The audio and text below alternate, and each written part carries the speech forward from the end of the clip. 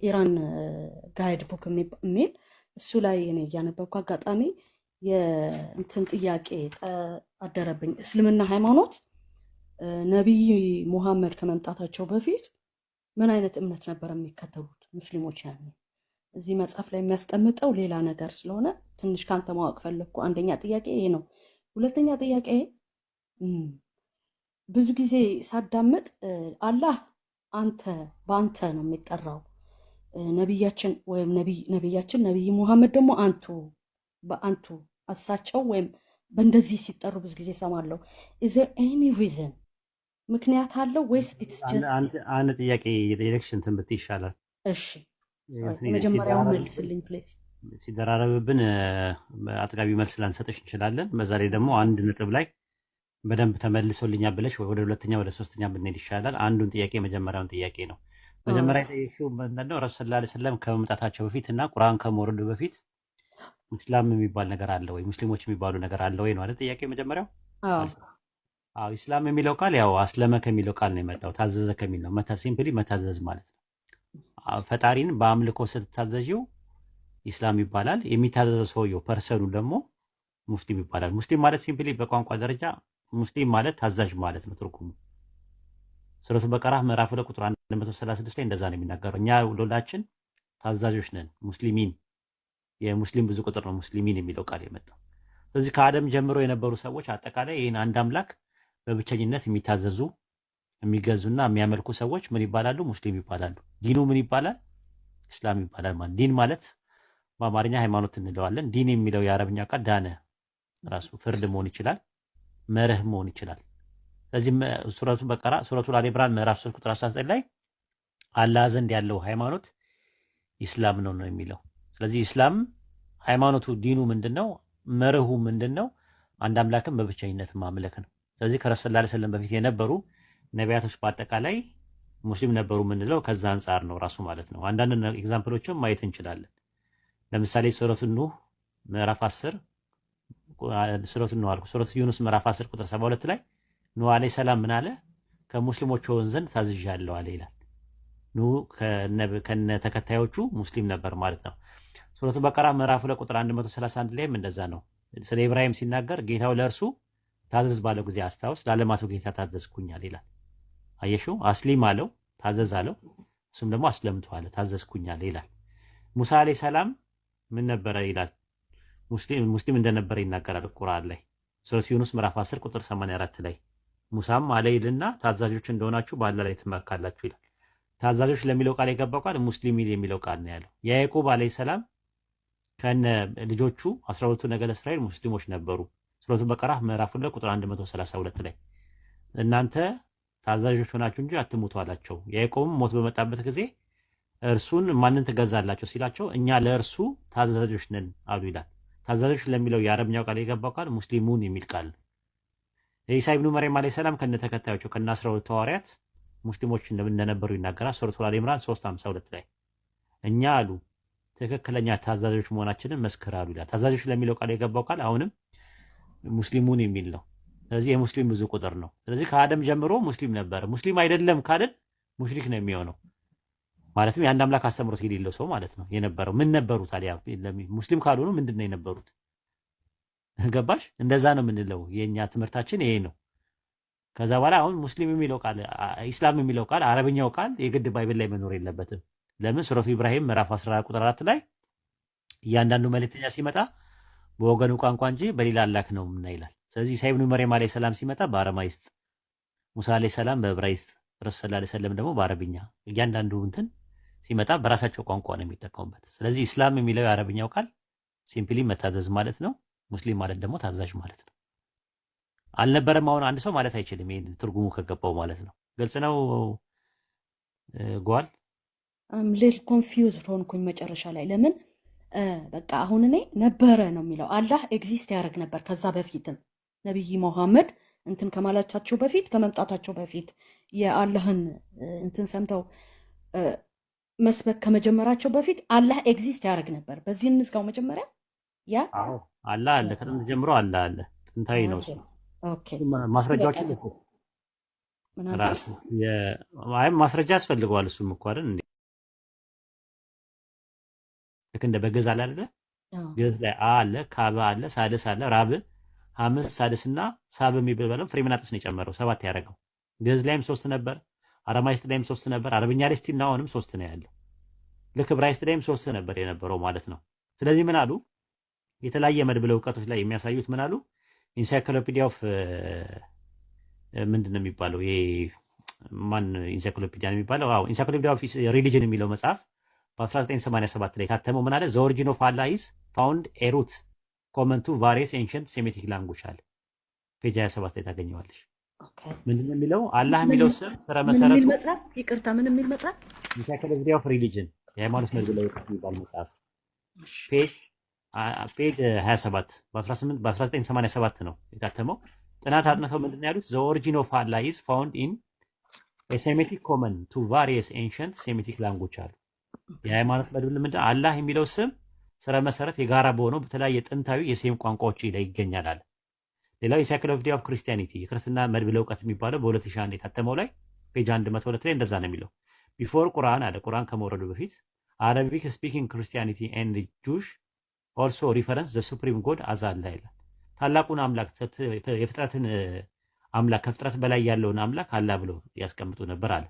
ኢንሳይክሎፒዲያ ኦፍ ኢስላም የሚባለው ወይ በ1913 ላይ የኢስላም መድብለ እውቀት የሚባለው ይህንም ሊብራል ስኮላሮች ነው። ቢፎር ፕሮፌት መሐመድ ከነቢዩ መሐመድ በፊት አረቢያን ወዝ ወርሺፒንግ ሱፕሪም ጋድ ሁ ኢዝ አላህ ይላል። ቅድመ ቁርአን በነበሩ አረቢያን መጽሐፍት ውስጥ አላህ የሚለውን ስም ላይ ይገኛል ብለው ያስቀመጡት። ምንድን ነው ያሉት?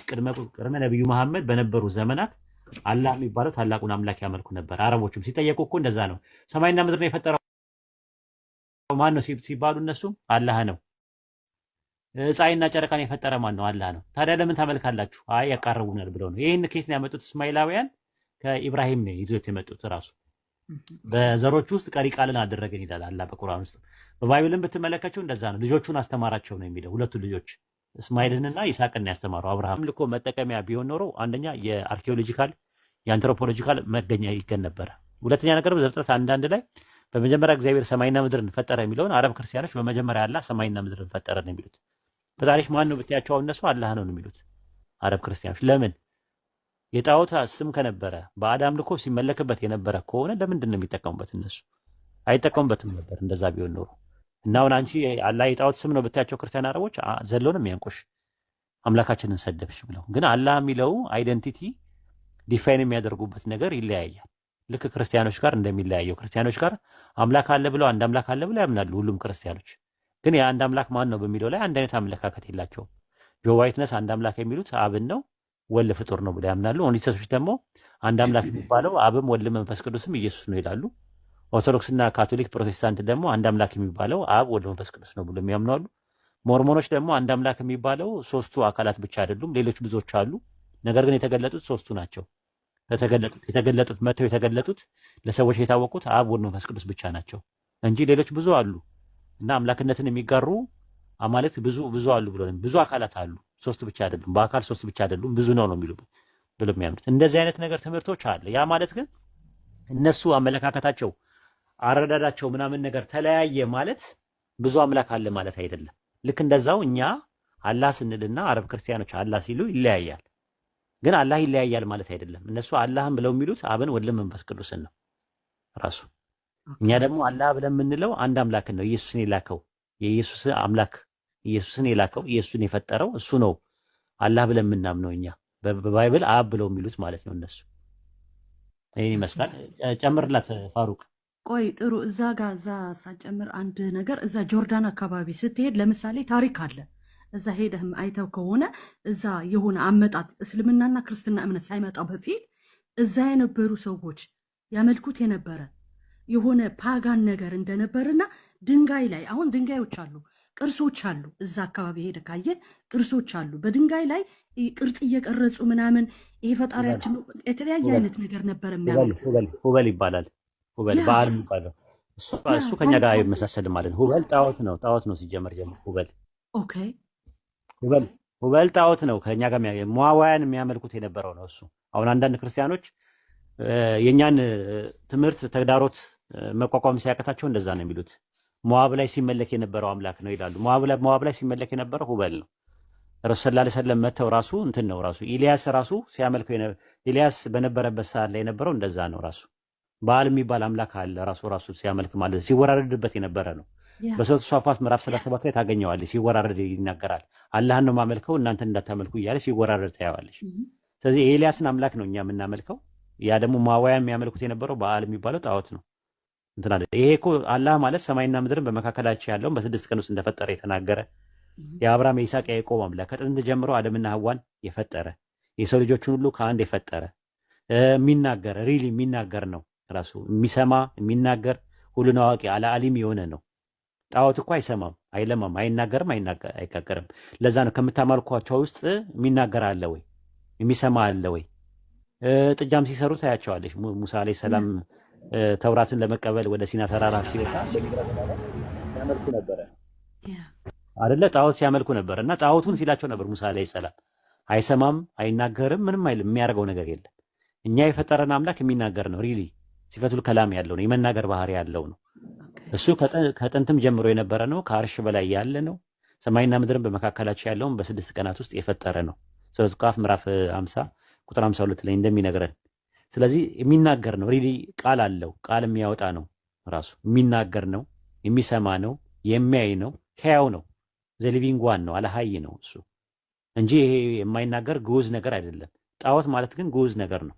ካላ ውጪ በሐቅ የሚመለክ አምላክ የለም ስንል ያ ጥንት የነበረው ነቢያትን ሲልክ የነበረው አላህ በቁርአን ውስጥ አለን ኢብራሂምን እንዲላክ ነው። ሙሳ አለይሂ ሰላምን ልኮ በግብጽ ባርነት ውስጥ የነበሩ ሰዎችን ከግብጽ ነፃ አውጥቶ ባህሩን ለሁለት የከፈለ ያሻገረ ወደ ከናን እንዲገቡ ያደረገ አምላክ ነው እኛ የምናመልከው። ከዚህ ውጭ የምናመልከው አምላክ የለም። ጥንት የነበረውን አምላክ ነው የምናመልከው። ፋሩቅ እስቲ ጨምርላት የሆነ ነገር። ኦኬ ጀዛከላህ ኸይር ኡስታዝ በደንብ ነበር እና አላኩልያል ግን እኛ የምናመልከው አምላክ ኦብቪስሊ አዲስ ነው። መሐመድ ሰለላሁ አዲስ አስተምሮ አዲስ ነገር ይዛል መጥቶ ነው። ከዚህ በፊት የነበረ ኢቭን በስም ደረጃ ራሱ ካየነው ነገራችን በስም ደረጃ ራሱ ካየነው ኡስታዝ ቅድም ነገር እየጠቀለሽ ማስረጃ አለ አይደል? ኢቭን በስም ደረጃ ራሱ ካየነው አላህ የሚለውን ስም ይላሉ አብዛኛው ጊዜ ተረቃቢዎች ማለት ነው። ይሄ ለመጀመሪያ ጊዜ ራሱ አላህ የሚለው ሲያዘት ነብዩ መሐመድ ራሱ የሚል ክሌም ቦንድ ያደርጋሉና ነው ከነብዩ መሐመድ ሰለላሁ ዐለይሂ ወሰለም በፊት ራሱ እንደነበር ይናገራል። ለምሳሌ ክላውን አንድ ሴኩላር ኮታ ይልሽ ኒ ሴኩላር ቢዳ ፎር ኒ ወርድ ሴኩላር ይናገራል። the word Allah has been used by Arabic people of different religions since pre-Islamic time አለ። አሁን እዚህ ጋር pre-Islamic time ሲል ነብዩ መሐመድ ሰለላሁ ከመምጣታቸው በፊት ነው። ስለዚህ እሳቸው ከመምጣታቸው በፊት አለ አላህ የሚለው ቃል በተለያዩ አረብ ሀገራት የሚኖሩ ሪሊጂዮች ላይ ዩዝ ይደረግ ነበር እያለ ይናገራል። ሶ አላህ የሚለው ቃል ሊትራሊ አዲስ ነገር አልመጣም። ኦብቪስሊ ከዛ እንኳን ብንተውና ገፋ ብናደርገው ለምሳሌ ወደ ኢየሱስ እንምጣ። ኢየሱስ የምን ቋንቋ ተናጋሪ ነበር? በጣም ብዙ ስኮላሮች የሚሰሙበት ነገር ኢየሱስ የአረማይክ ቋንቋ ተናጋሪ ነበር ብለው ይስማማሉ።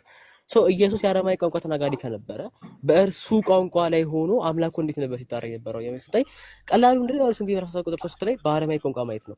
ዮሐንስ ወንጌል ምዕራፍ 7 ቁጥር 3 ላይ የሚለው ነገረው ዩ አላህን አዳ አላህ ይላል። አንተ ብቻህን አዳ አላህ ይላል ይጠራው። ሶ ኢየሱስ በአረማይክ ቋንቋ የሚናገር ከሆነ በሱ ቋንቋ ደግሞ አላህ አምላካቸው ይጠሩት በምን ብሎ ነው? አላህ ብሎ ነው ይጠሩት። ኢነሴንስ አላህ ከሚለው ፕሮሰስ ጋር በጣም ተመሳሳይ የሆነ አታች ያለ ነገር ነው ማለት። ስለዚህ ይሄ አላህ የሚለውን ስም አዲስ ኢንቨስሽን የተደረገ ሳይሆን አንድ አምላክ አለ። ያን ስም ደግሞ መጠሪያው አላህ የሚለው ስም ነው ነው። ያው ነብዩ መሐመድ ሰለላሁ አዲስ አስተማሪ አዲስ ነገር ይዛል መጥቶ ነው የአብርሃምን ሐኒፋ የሱን መንገድ ስለመጡ ምንም አዲስ ነገር ነው። ኡስታዝ በደንብ ነበር ነው እዛ ከለፈ ኡስታዝ ቀጥይ ቋል። አመሰግናለሁ። አዎ ክሊር ነው። እኔ ግን እዚህ ጋር የተረዳሁት ታሪክ ላይ ጆርዳን አካባቢ ግን ከክርስቲያኒቲ በፊት እስልምና እምነት ተከታዮች እንደነበሩ ነው አንደርስታንድ ያደርጉት። እኔ ክርስቲያኒቲ ከመምጣቱ በፊት እኔ እንደዚህ እያልኩት ያለሁት በእንትን ነው በሂስትሪ አረዳድ በዛ እዛ አካባቢ ሄጄ የተነገረኝ ታሪክና ያለው እውነታ ታሪክ ቅርሶች ያሉትን ነው። ሶ አይ ዶንት ኖ የትኛው ትክክል እንደሆነ ግን ታሪኩ ግን እንደዛ አይነት መሰጅ አለው ለእኔ ማለት ነው። አይ እንደዛ የሚል ነገር የለውም። ራሱ እዛ የሚመለክ የነበረው እንትን ነው እንዳልኩሽ ነው። እኛ ክርስትና የሚባል ነገር ሃይማኖት የለም ብለን ነው የምናምነው። በ110 ኤዲ ላይ ነው አግናጤዎስ ለመጀመሪያ ጊዜ ሃይማኖቱን ክርስትና ያለው። ኤፌሶን 4:4 ላይ ምንድነው የሚለው? አንድ ሃይማኖት አለን የሚለው አንድ ሃይማኖት አለ ይላል። ይሁዳ ምዕራፍ 1 ቁጥር 3 ላይ ደግሞ ለቅዱሳን አንድ ጊዜ ለተሰጠ ሃይማኖት ተጋደሉ ነው የሚለው። አንድ ጊዜ ነው የተሰጠው ሃይማኖት። ቅዱሳን የሚባሉት ደግሞ ኤፌሶን 3:6 ላይ ቅዱሳን ነቢያትና ቅዱሳን ሐዋርያት ናቸው ይላል። ስለዚህ የመጀመሪያው ነቢይ አዳም ነው። ከአዳም ጀምሮ የነበረ አንድ ሃይማኖት እንዳለ ባይብል ይናገራል። ያ አንድ ሃይማኖት ግን ምንድን ነው የሚለው ላይ ባይብል ግልጽ የሆነ ማብራሪያ አልሰጠም። ቁርአን ላይ በሱረቱ አሊ ኢምራን 3:19 ላይ አላህ ዘንድ የተወደደ ሃይማኖት ኢስላም ነው ይላል። ክርስትና ካልሽ ግን ክርስትና የሚለውን ቃል ለመጀመሪያ ኮይን ያደረገው የአንጾኪያው አግናጢዮስ የሚባል ሰው ነው። በ110 ላይ ነው። ኢየሱስ ካረገ በኋላ ሐዋርያቶቹ ከሞቱ በኋላ ነው ራሱ ክርስትና የሚባል ሃይማኖት የለም። ክርስቲያን የሚል ቃል ባይብል ላይ አለ። አዎ ሐዋርያት ሥራ ምዕራፍ 11 ቁጥር 26 ላይ ለመጀመሪያ ጊዜ በአንጾኪያ ክርስቲያኖች ተባሉ። ግን ክርስትና የሚባል ሃይማኖት ባይብል ላይ የለም። ክርስትና የሚለው ቃል ባይብል ላይ የለም። ራሱ አያውቁትም። ሐዋርያቶችም አያውቁም፣ ኢየሱስም አያውቁም። አይሁድ ደግሞ ካልሽን ደግሞ አይሁድ ደግሞ ማለት የይሁዳ ብዙ ቁጥር ነው። 12ቱ ነገደ እስራኤል አይሁዳያኖች አይደሉም። ለምን አይሁዳያን የሚባሉት የነበሩት የይሁዳ ነገድ ናቸው። ይሁዳ ሌዊ ምናምን አለ። አይሁድ ደግሞ የዘር ስም እንጂ የሃይማኖት ስም አይደለም። ባይብል ላይ አይሁድ የሚባል ሃይማኖት የለም። አይሁዳያኖች ሃይማኖታችሁ ምንድነው ሲባል አይሁድ ይላሉ ሰዎቹ። ግን አይሁድ የሚባል ሃይማኖት በመጽሐፋችሁ ውስጥ የት ጋ ነው ያለው? የተጠቀሰው ነገር ብታያቸው የለም። ስለዚህ ከጥንት ጀምሮ የነበሩ ነቢያቶች እንደዛ ናቸው። አሁን አረብ ሀገር ያለው እስማኤላውያን የሚባሉት ወይም ደግሞ አረባውያን የሚባሉት ምንድነው ታዲያ አላህ የሚለውን ስም ሲጠቀምበት የነበረው ለምንድን ነው ብለን ስንል መለኮታዊ ቅሪት ስለነበራቸው ነው። የአንድ አምላክ አስተምሮት በእስማኤል በኩል ስለመጣ ነው። በዛኛው መስመር ስትሄጂ ደግሞ በይስሐቅ በኩል መጥቷል። ከይስሐቅ በኋላ ያዕቆብ፣ ከያዕቆብ በኋላ 12ቱ ነገደ እስራኤል፣ ከ12ቱ ነገደ እስራኤል በኋላ ሙሳ አለይሂ ሰላም መጣ። ከሙሳ አለይሂ ሰላም መስመሩን ተከትሎ ደግሞ ኢሳ ኢብኑ መርየም አለይሂ ሰላም መጣ። ኢየሱስ መጣ መሲሁ።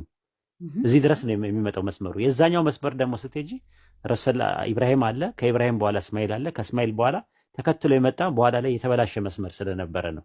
ምን አደረጉ? ልክ እንደ እስራኤሎች ማለት ነው። 12ቱ ነገደ እስራኤል ውስጥ 10ሩ ነገድ ምንድን ነው ያደረጉት? በሰማሪያ ጥጃ ሰርተውላ ሲያመልኩ ነበር እኮ። ቤቴል የሚባል ቦታ፣ ቤቴል የአምላክ ቤት የሚባል ነው። ጥጃ ሰርተውላ ሲያመልኩ ነበር፣ ተቀሰፉ። ልክ እንደዛው ይሄኛውም አሁን ምንድን ነው ያደረጉት? ምንድን ነው 360 ቅዱሳን የሚባሉ ሰዎች ወይም ደግሞ ሷሊህ በሚባሉ ሰዎች የእነሱን ሐውልት ሰርተው ወደ አላህ ያቃርቡናል ብለው ሲያደርጉ ረሱል ሰለላሁ ዐለይሂ ወሰለም አላህ ላከና ያ ቦታ ተጸዳ ማለት ነው እንጂ ከመጀመሪያው ከጥንት ጀምሮ የነበረው ስርዓት የነበረው ኢስላም አርካኑል ኢስላም የሚባለው ከጥንት ጀምሮ ነበረ። ለምሳሌ ከአርካኑል ኢስላም የመጀመሪያው ላኢላሃ ኢለላህ ነው የሚለው ከአላህ በስተቀር በሐቅ የሚመለክ አምላክ የለም። ግን ሙሐመድ ረሱልላህ የሚለው ረሱል ከመጡ በኋላ ነው። ከዛ በፊት ግን ሙሳ ከሆነ ሙሳ ረሱልላህ ነው የሚሆነው፣ ኢሳ ከሆነ ኢሳ ነው የሚሆነው። ከዛ በኋላ ጾም የሚባል ነገርም ወይም ደግሞ ሰላት የሚባለውም ነገር ከጥንትም ጀምሮ ነበረ። ምናልባት በቀን 5 ጊዜ ላይሆን ይችላል። ሶላት የሚለው ቃል አረብኛ ባይብል ላይ ስትመለከችው ሶላህ የሚለው ቃል አለ ራሱ ጸሎት ማለት ነው። ሲምፕሊ በአማርኛ ፕሬ የሚለውን የማይተካው እንጂ እንግሊዝኛው። ዘካ አለ ራሱ፣ ምጽዋት አለ ከ10 አንድ እጅ ምናምን ከጥንትም ጀምሮ የነበረ ነው ራሱ። እንደገና ደግሞ ጾሙላ አለ ራሱ። ከእናንተ በፊት እንደደነገግን ነው የሚለው አላህ በቁርአን በሱረቱ በቀራ ምዕራፍ 2 ቁጥር 183 ላይ ከጥንት ጀምሮ አለ። ግን ረመዳን ላይ ላይሆን ይችላል የሚጾሙት። ረመዳን የ9ኛ ወር ነው የኛ። የረመዳን ማለት የወር ስም ነው ደግሞ የጾም ስም አይደለም። ስለዚህ ጥንትም ጀምሮ ጾም አለ ራሱ። ሀጅ አለ። ሀጅ ማለት ጉብኝነት ማለት ነው ራሱ። ይጎበኙ ነበር ራሱ። አይተሽ ከሆነ ሀጅ የሚለው ቃል ራሱ ባይብል ላይ አለ ራሱ። በዕብራይስጥ ብትመለከችው ኮንሴፕቱ ፒልግሪሜጅ ማለት ነው፣ ጉብኝት ማለት ነው። ቂብላ ሁላ አላቸው ራሱ። ቂብላ ማለት ፖይንት ኦፍ አዶሬሽን ማለት ነው፣ መቀጣጨት ማለት ነው። አቅጣጫ ያላቸው ራሱ። የትም ቦታ ብትሆኑ ወደዚህ ቤት ይጸልዩ ነው የተባለው ባይብል ላይ። ዳዊትም ሲናገር የትም እንትን ሆኜ ወደ ቤት እጸልያለሁ ነው ያለው። ስለዚህ እኛም ስንጸልይ አሁን ወደ ልክ እስራኤሎች የሚያደርጉት የነበረው ወደ ሰለሞን ወደ የተሰራው ቤተ መቅደስ እንደነበረ ሁሉ እኛም ደግሞ ሁለቱም ቤቶች ያላቸው የ40 ዓመት ነው ልዩነታቸው። ኢብራሂም አለይሂ ሰላም ነው የቤቱን መሰረት ከፍ ያደረገው። እዛ ወደ ከናን ሲገባ ደግሞ ያኛውን ቦታ ቤቴል ብለዋል ይላል ባይብል ላይ። ቤቴል ማለት የአምላክ ቤት ማለት ነው። የአምላክ ቤት ብለው መሰረተው ማለት ነው። በሁለቱ መካከል ያለው የ40 ዓመት ነው ልዩነቱ። እዛ ቦታ ላይ ደግሞ ከጊዜ በኋላ ያዕቆብ ዘይት አፈሶበት ምናምን ነገር ይሄ የአምላክ ቤት ነው አለበት። በኋላ ላይ ደግሞ ንጉሥ ሱሌይማን የሚባለው ወይም ደግሞ ሰለሞን የሚባለው ደግሞ እሱ ደግሞ ግንብ አድርጎ ሰራው ማለት ነው። ታሪኩ እንደዚህ ነው ሲመጣ ማለት ነው፣ ስትመጭ ማለት ነው። ስራ መሰረት አለው፣ ዝም ብሎ የመጣ ነገር አይደለም ማለት ነው። እስቲ ኡስታዝ ሙአዝ እጥር ምጥን አድርገ ደግሞ አንተም እንትን በላት፣ የሆነ ነገር በላት፣ የምጨምረው ነገር ካለ። ቆይ አንዴ መጽሐፌን ላምጣው። ቀጥል፣ አዳምጣለሁ። ኡስታዝ የለም ማለት ነው። ሁለተኛው ጋር ጥያቄ ይዤ መጣ ኡስታዝ ነበርኩኝ። ያው እንደ አጋጣሚ ልጄ እየጮኸ ነበር፣ ለዚያ ነው እንትን ያልኩት ይዘጋሁት። እቺን ጨምርላትና ወደ ሁለተኛው ጥያቄ ትሂድ። ጨምር አድርግላት። አይ ችግር የለውም። ያው ኡስታዝ መጀመሪያ ላይ ያነሱት ትልቅ ነጥብ አለ። እሱ ምንድነው ኢስላም ብሎ ማለት ትርጉሙ ራሱ አልኢስቲስላሙ ሊላሂ ነው። ለፈጣሪ እጅ መስጠትና ፈጣሪ የሚፈልገውን ነገር ሙሉ በሙሉ ማድረግ ማለት ነው።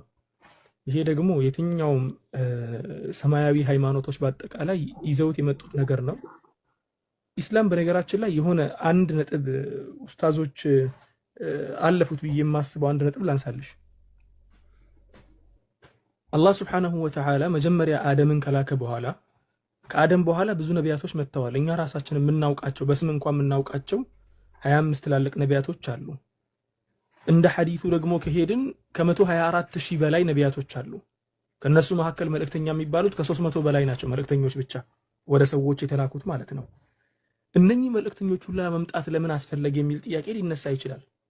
ምክንያቱም ፈጣሪ መጀመሪያ አንድ መልእክተኛ ልኮ መጨረስ አይችልም ነበር እንዴ? አላህ ስብሐነሁ ወተዓላ ማድረግ ይችል ነበር። ወላኪን አላህ ይሄን ያደረገበት ምክንያቱ ትልቁና ዋነኛው ምክንያት ምንድነው? የሰው ልጆች በተፈጥሮ ነገሮችን በሆነ መስመር ላይ ይዘው የመሄድ አቅም የላቸውም፣ ባህሪ የላቸውም። ለምሳሌ ያክል ጓል የሆነ ስራ ስትፈልጊ በነበረበት ሰዓት፣ ስራ ለመግባት ስትፈልጊ በነበረበት ሰዓት ያንን ስራ ማግኘት ለአንቺ ትልቅ ህልም ነው። ልክ ያንን ስራ ስታገኝ መጀመሪያ ቀን ስታገኘው በምርቃና ነው የምትሰሪ፣ በጣም ደስ ብሎሽ በነሻጣ ነው የምትሰሪ መጀመሪያ ቀን። ሁለተኛ ቀንም ያ ነሻጣ ሙሉ በሙሉ አይሄድም። ሶስተኛ ቀን ላይ ቀስ በቀስ እንትን እያለ መጀመሪያ ቀን ላይ ቢሮ ውስጥ አልቀመጥም ብለሽ ስትዞር የነበርሽው ልጅ ከ3 ወር በኋላ ተመልሰው ቢያዩሽ ከተቀመጥሽበት አትነሽም። የሰው ልጅ ባህሪ ነው ይሄ በተፈጥሮ ማለት ነው። አንደኛ ይሄ ነው። ሁለተኛ ነገር ደግሞ የሰው ልጅ በተፈጥሮ ነገሮችን መጨመርና መቀነስ ይወዳል። በተፈጥሮ የሆነ ነገር ያስዋበ ሲመስለው ይጨምራል ወይ ደግሞ ይቀንሳል። ያ ባህሪያችን ነው። ስለዚህ አላህ Subhanahu Wa Ta'ala ሃይማኖቶችን ሲልክ እነዚያ ሃይማኖቶችን ለሰው ልጅ ነው የሰጠው እንደ አማና አድርጎ። አላህ Subhanahu Wa Ta'ala ቁርአን ላይ ሲናገር ቢመስተህፊዙ ሚን ኪታቢላሂ ወካኑ ዐለይሂ ሹሃዳአ ያለን እነዚያ ቀደምት የነበሩት ቀሳውስቶችም ይሁኑ ምንም ይሁኑ ሃይማኖቱን ጠብቁ ተብለው አማና ተሰጥቷቸው ነበር። ያንን አማና ግን ምን አደረጉት? እነሱ አማናውን በሉት። እንዴት አድርገው ነው የበሉት? የሆነ ጥቅም ያለበት ነገር ሲመጣ እየቀየሩት የፈጣሪን ቃል የሆነ ነገር እየጨመሩበት የሆነ ነገር እያጎደሉ እነሱ ያን ነገር ሳይጽፉት ሲሞቱ ደግሞ ያ ነገር እየጠፋ። ለምሳሌ ወደ አይሁድ እምነት ብንመለስ ቶራ የተጻፈበትን ሁኔታ ብትመለከቱ ቶራ መጀመሪያ ሲመጣ ጽሁፍ አልነበረም። የንግግራዊ ህግጋት ነበር፣ በአፍ የሚተላለፍ ማለት ነው። ኦራሊ የሚተላለፍ ህግጋት ነበር። ከዚያ በኋላ ግን ቶራ የአይሁድ ማህበረሰብ ሙሉ በሙሉ ሲበተንና እነኚህ ሰዎች በጣም ትልቅ ችግር ሲደርስባቸው ይህ ነገራችን በጣም ቢዚ ሆነን ስንጨናነቅ ሊጠፋብን ይችላልና ለምን ጽፈን እናስቀምጥም የሚል ነገር። ምክንያቱም መንግስት አቋቁመው ነበር። ከዚያ በኋላ መንግስትን ሲያቋቁሙ ቶራን ጻፉ። ቶራ ሲጻፍ 2 ቦታ ነበር የተጻፈው፣ 2 ሀገራት ላይ። ምክንያቱም እስራኤል 2 ሀገር ነበረች በፊት ላይ ማለት ነው። እነኚህ 2 ሀገር ላይ የተመሰረቱት 2 ቦታ ላይ የተመሰረቱት ሀገራት ሁለቱም የጻፉት ቶራ የተለያየ ነበር። ይሄኛው ከዚህኛው ጋር አይገናኝም፣ ልዩነት አለው። መነሻ ኮንሰፕቱ ግን አንድ አይነት ነበር። እንደዚህ ነበር ሃይማኖቶች ሲቀያየሩ የነበሩት። በስተመጨረሻ ግን ፈጣሪ አላህ Subhanahu Wa Ta'ala ነብዩ ሙሐመድን ላከ። የሰው ልጆች በኃጢያቶቻቸው ምድርን ሲበክሉና ብዙ ነገሮችን ሲያጠፉ ነብዩ ሙሐመድን ላከ። ነብዩ ሙሐመድ ሲመጡ ግን ፈጣሪ መጀመሪያ ለሰው ልጆች ሰጥቶ የነበረውን አማና ለሰው ልጆች አልተወም፣ በራሱ ነው የወሰደው። ምን አለ? ኢና ነሕኑ ነዘልና ዚክረ ወኢና ለሁ ለሓፊዙን።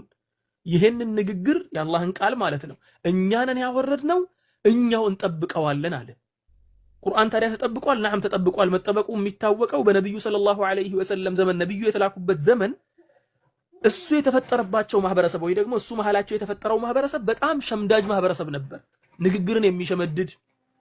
ሌላ ነገር ቀርቶ ከዚያ ዘመን ከነብዩ ሰለላሁ ዐለይሂ ወሰለም በፊት በነበረው ዘመን የተጻፈ ከ160 ሺህ በላይ ትላልቅ ግጥሞች እኛ ጋር ደርሰዋል። እኔ አሁን አፕሊኬሽን አለኝ እንትን የሚል ምንድነው የሚለው ሱብሃንአላህ ስሙን ረሳሁት። አፕሊኬሽኑ በጣም ታዋቂ ነው። እንዲሁም ቡኒ ነው ከለሩ ራሱ ማለት ነው። ቀደምት የነበሩ አልዓስረል ጃሂሊ ተብሎ ከ160 ሺህ በላይ የተለያዩ ግጥሞችን፣ ግጥም ነው ያልኩሽ የፈጣሪ ቃል አይደለም። የሰውን ግጥም የመሸምደድ አቅም ነበራቸው ሰዎቹ። ፈጣሪ ደግሞ ቁርአንን ሲልክ መጀመሪያ እነሱ ዘንድ ላከ፣ እነሱ ባሉበት ቦታ ማለት ነው አረቦች ዘንድ። ሁለተኛ ነገር ደግሞ እንደዚያም ተልኮ እንዲጻፍ አደረገ። ከነብዩ ሰለላሁ ዐለይሂ ወሰለም ዘንድ የነበሩ ባልደረቦቻቸው ቁርአንን ሲጽፉት ነበር በደንብ አድርገው ማለት ነው። ቁርአንን ጽፈው ምን ብለው ሙሉ በሙሉ አስቀመጡና ነብዩ ሰለላሁ ዐለይሂ ወሰለም ሐታ እኮ ሐዲስ ላይ ስትመጪ የሆነ ጊዜ ላይ ሐዲስን መጻፉላ ከልክለው ነበር፣ ምክንያቱም ከቁርአን ጋር እንዳይቀላቀል በሚል። ከዚያ በኋላ ግን ፈቅደዋል፣ ጻፉ ችግር የለውም ብለው ፈቅደዋል። ሰሃቦች ግን ቁርአንን ከሐዲስ የሚለየው በምንድነው? ቁርአንን እንደ ቁርአን ሸምድደውታል። ከሰሃቦች መካከል ብቻ ትላልቅ ሐፊዞች የሚባሉት በአንድ ጦርነት ላይ ከ300 ሰው በላይ ነበር የተገደለው። በየማማ የሚባለው ጦርነት ላይ ማለት ነው። ከ300 ሐፊዞች በላይ ነበር የሞቱት። ያ ነገር የሚገባሽ እስከ ዛሬ ድረስ ህፃናቶች 7 ዓመት ሆኗቸው 5 ዓመት ሆኗቸው 604 ገጽን አንዲትን ቃል ሳያዛንፉ ሳይጨምሩ ሳይቀንሱ አ የሚለውን ኢ ብለው ሳያነቡ ሁሉንም ነገር አንድ በአንድ ሴቭ አድርገው ይዘውታል። ቁርአን ማለት ነው። ፈጣሪ መጠበቁ አንደኛው ይሄ ነው። ሁለተኛ ነብዩ ሰለላሁ ዐለይሂ ወሰለም ያስተላለፉት አሐዲቶች የእሳቸው ንግግሮች ደግሞ ለኛ እንደ ህግጋት ነው። በነገራችን ላይ እንደ ቁርአን ነው የምንወስደው ሐዲትንም ምንም እንኳን ደረጃው ከቁርአን ጋር ባይስተካከልም ልክ ቁርአንን እንደምንከተለው ሐዲትን እንከተላለን። ለምንድን ነው የምንከተለው ሲባል ሐዲት የትኛውም ዓለማችን ላይ ያለውን መጽሐፍ የትኛውንም መጽሐፍ ብታመጪ አንድ የነብዩ ሐዲት የሚያሟላውን መስፈርት ትልቅ የታሪክ መጽሐፍ አያሟላም። ምክንያቱ ሲባል አንዲት ኖርማል ሐዲት የምትባለው ሐታ ضعيف ሐዲት የሚባለው ደካማ ሐዲት ተቀባይነት የሌለው ሐዲት ማለት ነው ከነብዩ ተነስቶ እስከ ዘጋቢው ድረስ 15 ሰው ሊሆን ይችላል፣ 6 ሰው ሊሆን ይችላል፣ 12 ሰው ሊሆን ይችላል። እነማን እንደሆኑ አንድ በአንድ እናውቃቸዋለን። የህይወት ታሪካቸውም አንድ በአንድ ተጽፎ በነገራችን ላይ አነሰ ከተባለ ከ70,000 በላይ የሐዲስ ዘጋቢዎች ታሪካቸው ተጽፎ ተቀምጧል። ኪታቡ ሪጃል የሚባል አለ ወይ ደግሞ ኩቱቡ ተራጁም ነው የሚባለው። የሰዎች ወይ ደግሞ የዘጋቢዎች ታሪክ መጽሐፍ ነው የሚባለው። ይሄ መጽሐፍ በየትኛውም ሃይማኖት ጋር ብትሄጂ ማን ከማን ወረሰው ንግግሩን ማን ከማን አመጣው የሚለው የለም። እነኚህ ደግሞ ምን ያህል የመሸምደድ አቅም እንዳላቸው ይጻፋል። ምን ያህል ጎበዝ እንደሆኑ፣ ምን ያህል ውሸታም እንደሆኑ። አንዳንድ ውሸታም አለ፣ ውሸት የሌለበት ግን አንዳንድ ጊዜ ነገሮችን የሚቀላቅል አለ፣ እሱም ይጻፋል። ሐዲቱ ውድቅ ይሆናል ማለት ነው። ተግባባን። ይሄን ያክል ፈጣሪ ሃይማኖቱ ተጠብቆ እንዲደርሰን በዚያ መልኩ ያደረገው። ስለዚህ ኢስላም ኡስታዝ ወሂድ መጀመሪያ ላይ አንስቶታል። ከላይ ጀምሮ ከአደም ጀምሮ የመጣ ሃይማኖት ነው። ግን መሃል ላይ ይበከላል። የሆነ ጊዜ ላይ ልክ ነብዩላህ ኑህ ጊዜ ላይ እንደተበከለው ኖህ ሲመጣ እኮ ተበክሎ ነበር አይደለ? ማን የበከለው? ማህበረሰቡ ነው የበከለው። የሰው ልጅ ወደ ጥመት መሄድ ባህሪው ስለሆነ አሁንም ኢስላም ከመጣ በኋላ እኮ እንዲህ ተጠብቆ እንኳን እንዲህ ሐዲቶች ተጨልለው ሙሉ በሙሉ አሁን ምንድነው የሚባለው ይሄ ተመዝነው በደንብ ተደርገው አበጥረን ሐዲቶችን ካወቅን በኋላ እንኳን የሚጠሙ ፊርቃዎች ከኢስላም እየወጡ ነው እስካሁን ድረስም ማለት ነው። ወላኪን ቁርአንና ሐዲትን ትክክለኛውን ሐዲትን የያዙት ግን በቀጥተኛው መንገድ ላይ ሆነው የሚቀጥል ይሆናል። ስለዚህ አሁን ኢስላም መጀመሪያም ነበር እስከ ዛሬም ቀጥሏል። በነብዩ ደግሞ እንደ አዲስ የተነሳው ለምንድን ነው? በፊት የነበረው ነገር ስለተበረዘ ለፈጣሪ የተባለው ለሰው ልጅ ስለተሰጠ ነው። ያን ያለው ነገር አመሰግናለሁ። በጣም አርዝም ያለው ይቅርታ። አመሰግናለሁ በጣም ዛከላ ኸይረን ጀዛ ኡስታዝ ሙአዝ። ኢንሻአላህ ጓል መቀሌ ሌላ ጥያቄ ያለሽ? ሁለተኛው ጥያቄ ጠይቃለሁ ብለሽ ነበረ። አዎ ሁለተኛውን ጥያቄ እንዴት ነው ምክንያት አላህ በአንተ የሚጠራው ለምሳሌ አላህ እንዲህ ብለዋል ይባላል። ነቢዩ መሐመድ ግን አንተ ነቢዩ መሐመድ እንዲህ ብለዋል ተብሎ የሚጠሩት ሪዝን አለው ወይ ምክንያት አለው ወይ ወይስ ዝም ብሎ አባባል ነው? ጀስት ኪሪየስ ነው እኮ እኔ።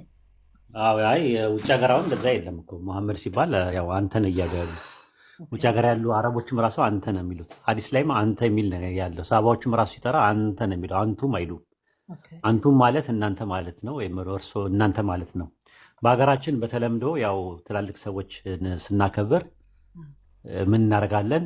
እርሶ እያልን ነው የምናወራው፣ ከዛ እሳቸው እያልን እናወራለን። አክብሮትን ለማሳየት ማለት ነው። የአክብሮት የሀገራችን ማለት ነው እንጂ አላህን እኮ አንተ ነው የምንለው ሳናከብረው ቀርተን አይደለም። ራሱ ግን ልምድ ነው። አሁን ስትመለከቺ እግዚአብሔርን አንተ እያሉ ስለ እግዚአብሔር ሲያወሩ እርሱ እያሉ ክርስቲያኖች ራሱ ትላልቅ ሰው ግን ሲያገኙ እርሶ እሳቸው ምናምን እያለ እርሶ ምናምን ነገር ነው እያለ የሚያወራው እንጂ አንተ ቀጥታ አይደለም። እና የሀገራችን ላይ የመጣው ትራዲሽን ነው ለረሱል ሰለላሁ ዐለይሂ ወሰለም ያለው ክብርን ለማሳየት የመጣ ነው እንጂ በውጭ ዓለም አላውቅም። እኔ አሁን ለምሳሌ በምኖርበት ሀገር ቋንቋ ስለ ረሱል ሰለላሁ ዐለይሂ ወሰለም ሲወራ እርሱ እየተባለ ነው የሚወራው። ፈረንጆች ሲያወሩ ማለት ነው። እንትን ላይ ስታይም የቁርአንና ሐዲስ ላይም በትርጉም ደረጃ ሲናገሩ አንተ የሚል ነው ያለው። እንግሊዝኛው እንደውም አማራጭ አለው። ዩ ሰቲ አንተ፣ አንቺ፣ እናንተ አለ። እኔ በምኖርበት ቋንቋ ግን አንተ ነው የምንጠቀመው።